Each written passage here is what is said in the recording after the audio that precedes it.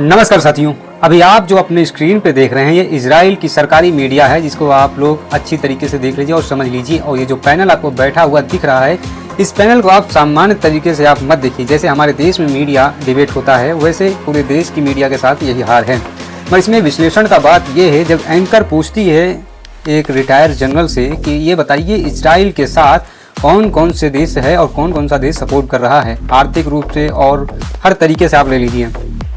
Israel का जो retired general जवाब देता है वो एक चौंकाने वाला जवाब है, और इसको आप पहले आप गौर से सुनिए और समझिए। हमारे देश के यशस्वी प्रधानमंत्री आदरणीय श्री नरेंद्र मोदी जी ने इजराइल का दौरा किया है। इस दौरे को भी आप ध्यान से समझ के रखिए, उसको नोट करिए आप। इजराइल का जनरल कहता है कि भारत हमारे हाथ में है, हमारे कंट्रोल में है। भारत को जैसा मैं आदेश दे सकता हूँ वो भारत करेगा और वो भारत मेरी बात मानेगा। तो ये एक महत्वपूर्ण बात ये है, मतलब हमारे देश के प्रधानमंत्री जी देश की रक्षा व्यवस्थाएं एक दूसरे देश के हाथ में सौंप आए हैं। मतलब कौन सा देश होता है हमको इशारों पर नचाने वाला? ये कौन मुझे नचाएगा भाई इशारों पर? ये किसकी हिम्मत है? कौन नचा सकता है मुझे?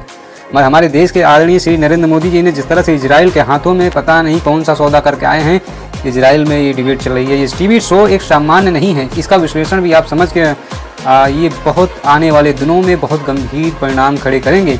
आप अगर जानते हैं दुनिया का अगर सबसे खुफिया एजेंसी और किसी वो है इजराइल की मोसाद खुफिया एजेंसी बहुत खतरनाक है। आपके नस में कौन से डीएनए चल रहा है ये मोसाद आपको बता देगा। इजराइल जानते हैं टेक्नोलॉजी में सबसे अव्वल है पूरी दुनिया में, इसमें कोई शक नहीं है। मगर जिस तरह से ये इजराइल का एक सैनिक रिटायर टीवी शो में कह रहा है कि भारत को मैं जैसा इजराइल आदेश देगा भारत वैसा ही करेगा। हमारा मन, हम किसके साथ खड़े होंगे, किसके साथ रिश्ते रखेंगे या नहीं रखेंगे, किसके साथ सौदा करेंगे या नहीं करेंगे, ये हम तय करेंगे। ये दूसरा देश कैसे तय कर सकता है? ये बहुत सोचने वाली बात है। प्रधानमंत्री जी को जवाब देना पड़ेगा और इस पर एक चिंता का विषय जरूर है।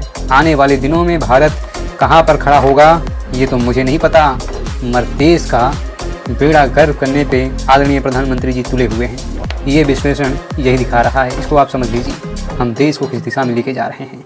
बहुत बहुत धन्यवाद, नमस्कार।